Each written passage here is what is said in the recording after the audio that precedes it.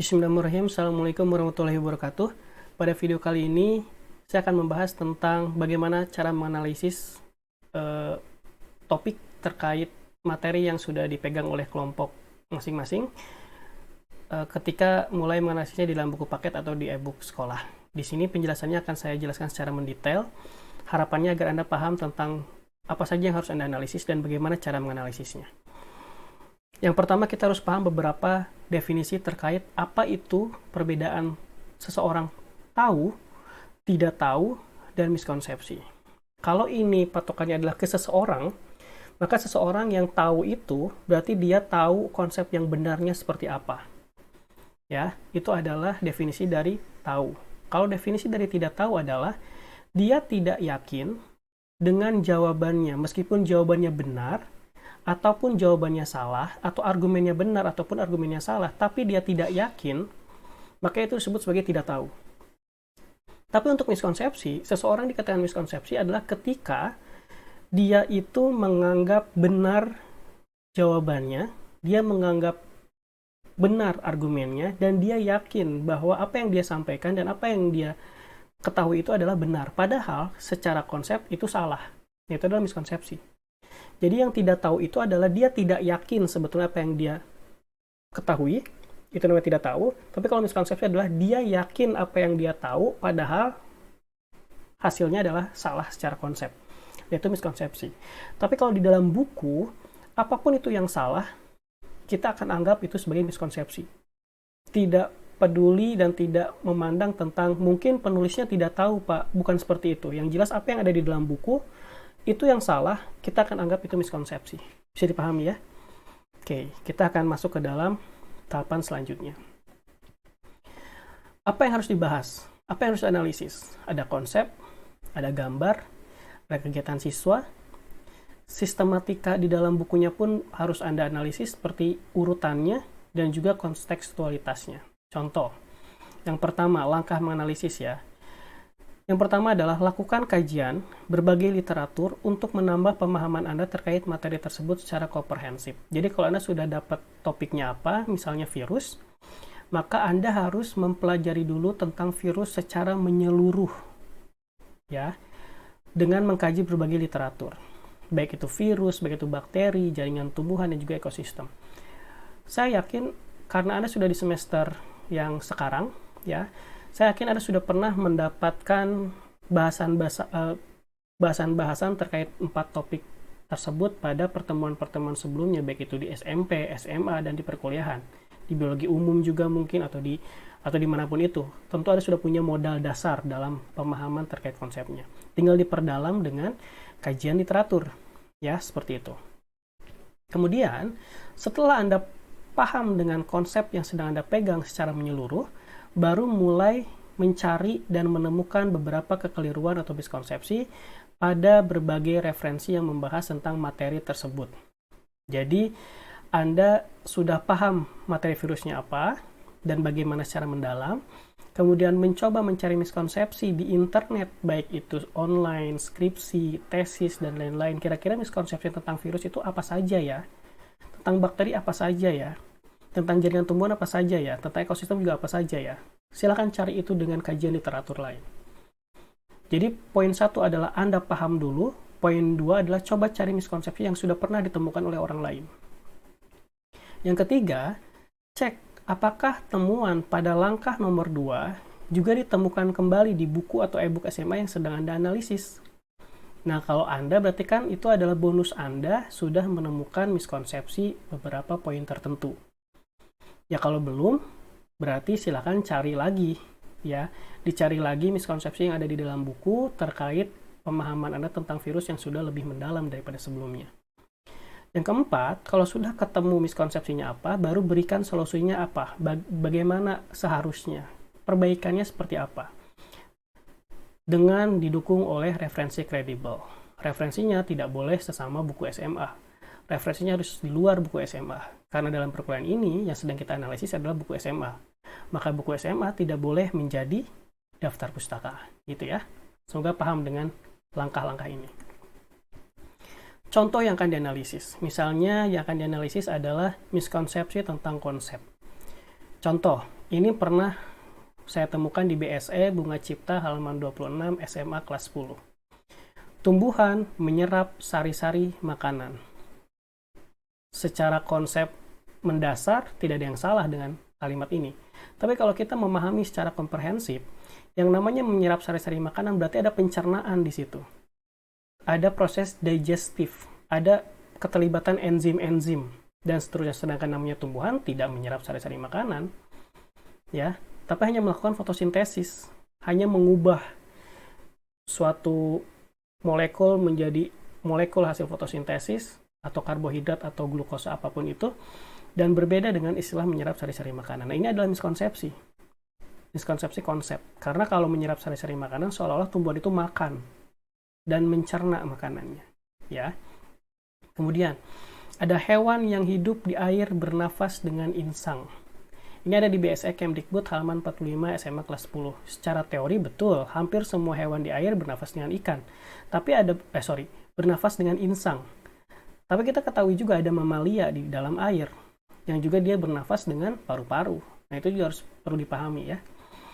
Serangga termasuk hewan herbivora. Erlangga 2014 halaman 23 SMA kelas 11. Sekilas tidak ada masalah dengan statement ini, karena serangga termasuk hewan herbivora. Padahal harusnya serangga termasuk hewan herbivore, karena herbivore dan herbivora adalah dua definisi yang berbeda. Dan ini tidak terkait dengan typo, ya. Kalau typo tidak mengubah makna, itu tidak apa-apa. Misalkan ingin menulis herbivora malah jadi herbivore, sedangkan dalam kamus biologi tidak ada herbivore. Tapi kalau mau nulis herbivora, lupa ngetik A-nya jadi herbivore, maka di dalam kamus biologi itu definisinya sudah berubah. Herbivora itu adalah kelas dalam taksonominya. Ya, semua hewan herbivora itu adalah kelas taksonomi. Tapi kalau hewan pemakan rumput disebutnya sebagai herbivore. Bisa dipahami, ya. Jadi kalau herbivora sudah pasti herbivore. Tapi semua herbivore belum tentu termasuk dalam taksonomi herbivora. Jadi serangga ini tidak termasuk ke dalam kelas taksonomi herbivora, dia hanya herbivore, pemakan tumbuh-tumbuhan saja. Paham, ya? Kemudian penjelasan terlalu dangkal, atau mungkin terlalu meluas, atau mungkin konsepnya tidak penting-penting amat sebetulnya, atau konsep penting kok nggak ada di dalam buku itu. Nah, ini juga bisa dianalisis. Contoh, perbedaan sel tumbuhan dan sel hewan salah satunya adalah tumbuhan tidak memiliki sentriol. BSE Depdiknas SMA 11 2009. Secara pemahaman konsep, betul, karena salah satu perbedaannya adalah tidak punya sentriol. Terutama untuk hewan, ya. Hewan dan sel tumbuhan adalah tumbuhan tidak punya sentriol. Tapi ini terlalu dangkal sebetulnya. Karena seharusnya dijelaskan mengapa tumbuhan tidak punya sentriol dan mengapa hewan harus punya sentriol. Nah, berarti ini adalah konsep yang terlalu dangkal yang sebetulnya bisa lebih diperdalam. Karena konsep alasan tumbuhan tidak punya sentriol itu termasuk konsep yang penting untuk disampaikan. Contoh lainnya penerapan bioteknologi pada pangan. Misalnya, selalu saja beberapa kegiatan-kegiatan siswa di konsep bioteknologi itu adalah membuat produk pangan misalnya. Tapi lihat tuh di kurikulumnya. Betul nggak kurikulumnya meminta untuk membuat produk? Atau produknya harus apa? Misalnya seperti itu. Nah, ini juga harus dianalisis. Ya, tapi ini tidak miskonsepsi. Ini tidak masuk ke dalam miskonsepsi. Ini hanya masuk ke dalam penjelasannya terlalu dangkal, atau mungkin terlalu melebar, atau mungkin konsepnya yang tidak penting-penting amat kok malah dicantumkan, atau konsep yang harusnya penting dicantumkan malah tidak ada. Nah, ini bukan miskonsepsi, ya, sekali lagi, ya. Tapi ini bisa dijadikan bahan untuk analisis. Kemudian, miskonsepsi gambar. Kalau Anda menemukan gambar, tapi gambarnya tidak membantu menjelaskan konsep di dalam buku, itu juga bisa dianggap miskonsepsi. Atau gambarnya tidak jelas juga miskonsepsi. Gambarnya sulit dipahami. Gambar terlalu bertele-tele. Gambar memiliki label penunjuk yang salah, itu juga miskonsepsi. Kemudian ada miskonsepsi kegiatan siswa. Misalnya ada LKPD, ada praktikum atau kegiatan siswa yang lainnya, observasi di lapangan, ya, atau berkunjung ke tempat tertentu, itu juga ada biasanya di buku-buku sekolah. Misalnya, Anda menemukan tidak ada tujuan dalam kegiatan siswa itu, tujuannya apa? Itu juga bisa Anda analisis. tujuan praktikum tidak sesuai dengan indikator atau KI atau KD. KD-nya nuntut apa, kok praktikumnya malah melakukan ini. Itu kan nggak nyambung, itu bisa disebut sebagai miskonsepsi. Prosedur kegiatan sulit dilakukan atau sulit dipahami. Itu juga miskonsepsi. Karena pasti nanti kegiatan siswanya tidak akan bisa dilakukan. Output dari kegiatan memiliki miskonsepsi.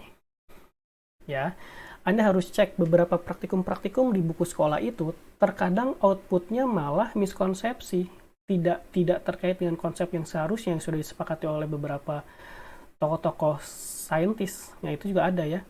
Atau outputnya tidak mencapai tujuan. Atau LKS atau LKPD-nya tidak memiliki komponen LKS LKPD yang baik. Misalnya apa?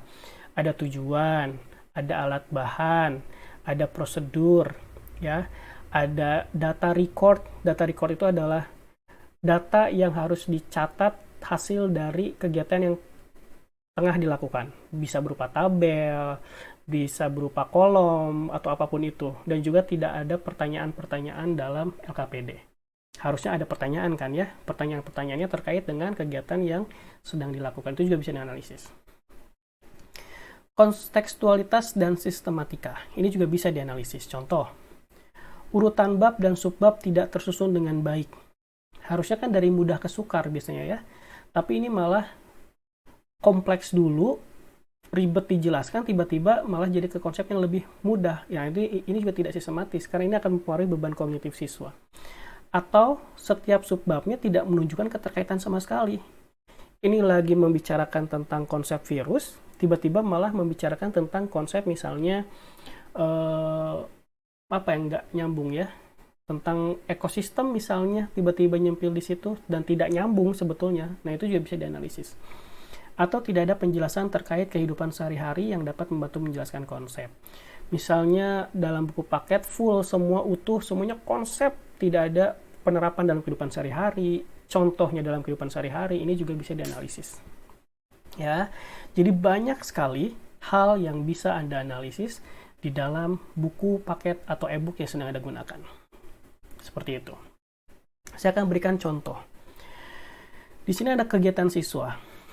Anda coba lihat, silakan dibaca saja ininya, saya tidak akan fokus ke sini. Saya fokusnya ke gambar ini nih. Ini ada gambar.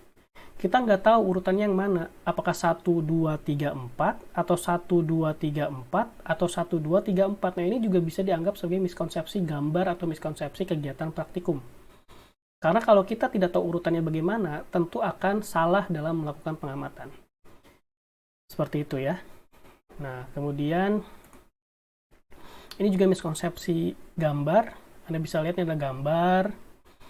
Ya, kemudian mana saya mau, nah ini misalnya Anda cek nih, ada label yang ditunjuk dari sini tiba-tiba diperbesar dalam bentuk foto yang berbeda. Pertanyaannya adalah, apakah ini adalah perbesaran dari bagian kecil ini, ataukah ini adalah foto asli dari model yang disajikan 3 dimensi di sini? Nah, ini juga kan tidak jelas, tidak membantu siswa dalam memahami konsep. Kalau memang ini adalah foto aslinya dari model 3 dimensi yang sedang disajikan, maka labelnya jangan seperti ini. Harusnya labelnya adalah membulat, menyeluruh seperti ini. Kalau labelnya hanya nunjuk ke sini, berarti ini adalah perbesaran dari bagian kecil yang ada di sini. Kan seperti itu. Ya. Oke. Apalagi nih? Ini apa ya? Nah, ini juga tidak dijelaskan. Misalnya apakah gambar ini tidak ada kaitannya sama sekali dengan gambar ini, atau gambar ini adalah perbesaran dari gambar ini, atau ini adalah dua gambar yang berbeda, dan seterusnya. Karena di sini ada komponennya lengkap, tapi kalau di sini nggak ada. Jadi ini juga bisa dianggap sebagai miskonsepsi gambar. Tidak dipahami. Saya nggak bisa memahami gambar dari ini, gitu ya. Kemudian juga apa nih? Ini apa ya? Oke, saya juga lupa lagi nih.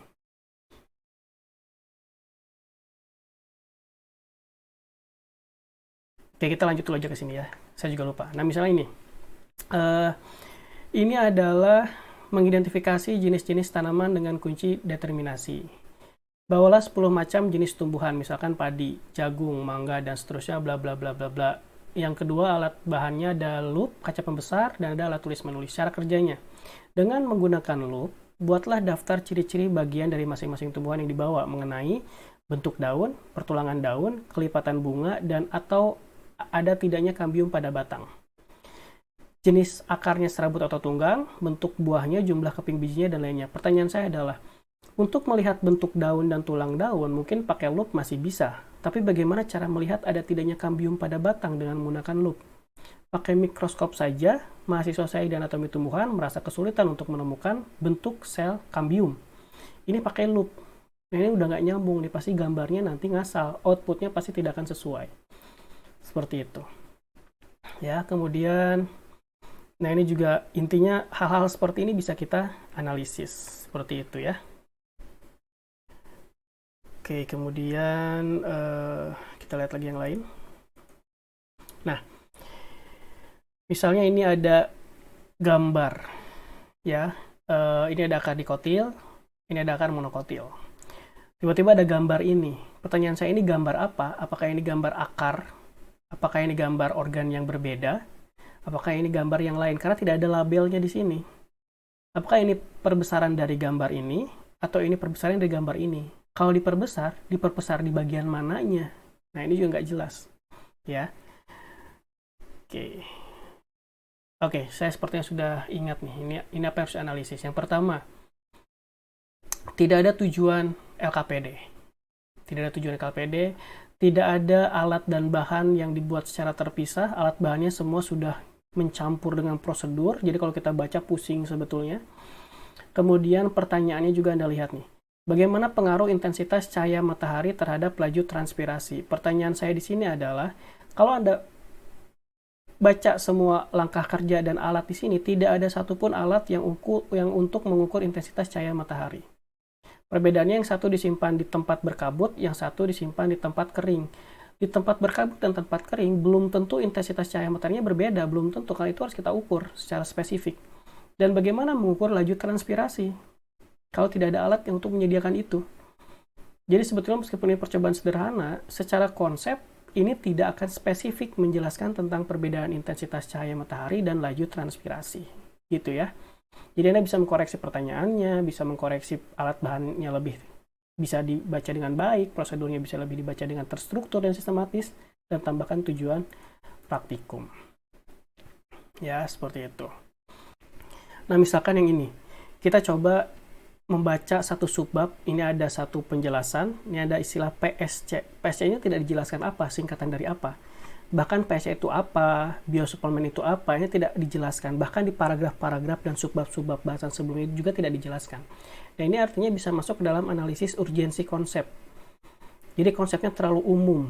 Ini konsep penting, tapi kalau tidak ada penjelasan, sehingga konsep ini menjadi terlalu sulit untuk bisa dipahami siswa. Nah, ini juga bisa menjadi bahan analisis. Yang kedua, ini ada organ-organ peninggalan atau organ vestigial. Ini kalau di evolusi ini, organ vestigial ini adalah organ peninggalan nenek moyang kita yang masih tertinggal dalam tubuh kita misalnya. Sebagai contoh ada otot penggerak telinga, usus buntu, dan tulang ekor. Jadi artinya organ vestigial ini adalah organ yang sampai saat ini tidak digunakan lagi, tapi tetap masih ada sebagai bukti evolusioner bahwa kita berasal dari nenek moyang kita sebelumnya. Tapi kalau kita kaji secara konsep yang terbarukan, usus buntu ini masih ada fungsinya sampai saat ini, sehingga usus buntu sebetulnya tidak lagi masuk ke dalam organ vestigial. Ya, karena usus buntu kita tahu fungsinya sangat bermanfaat sekali untuk keberlangsungan hidup seorang manusia. Dia menyimpan mikrobial yang sangat bermanfaat untuk tubuh kita dan seterusnya. Jadi ada beberapa hal, organ vestigial ini ketika diupdate menjadi materi yang terbarukan, beberapa organ vestigial ini sudah tidak lagi termasuk ke dalam kategori organ vestigial. Salah satunya usus buntu yang saya jelaskan tadi.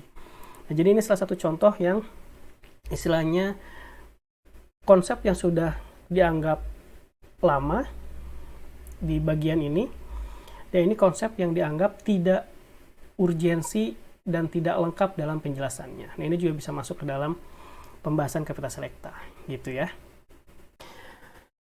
Jadi poinnya adalah mahasiswa itu bukanlah kerbau yang dicocok hidungnya, yang nurut terus yang manut-manut aja kalau dikasih materi oleh pengajarnya, sehingga harus bisa mengklaim sebetulnya seorang mahasiswa itu, apalagi Anda sebagai calon guru yang lebih profesional nanti, harusnya Anda bisa lebih mengklaim mengapa konsep A kok bisa muncul, tanpa perlu menyalahkan konsep B dan C. Kalau Anda sudah terbiasa berdiskusi dengan saya, di perkuliahan saya biasanya saya selalu fleksibel ketika memandang satu referensi yang berbeda, karena saya paham mengapa referensi itu muncul, dan mengapa referensi ini bertolak belakang dengan referensi yang lain. Karena kita harus paham dasarnya, bukan harus menyalahkan si A mah salah karena referensinya salah, si B mah salah karena referensinya salah, atau si B benar karena referensi benar. Tidak seperti itu. Ya, jadi kita harus bisa lebih fleksibel dalam berpikir. Dan menganalisis referensi berbeda dengan membandingkan antar referensi. Maksudnya apa? Saya ingin mahasiswa Kapita Selecta tidak hanya membanding-bandingkan antara buku paket sekolah Anda atau buku e-book sekolah Anda dengan buku Campbell misalnya. Cuma dibandingkan. Kalau yang ini nulisnya misalnya siklus biogeokimia, tapi yang Campbell bilangnya daur biogeokimia.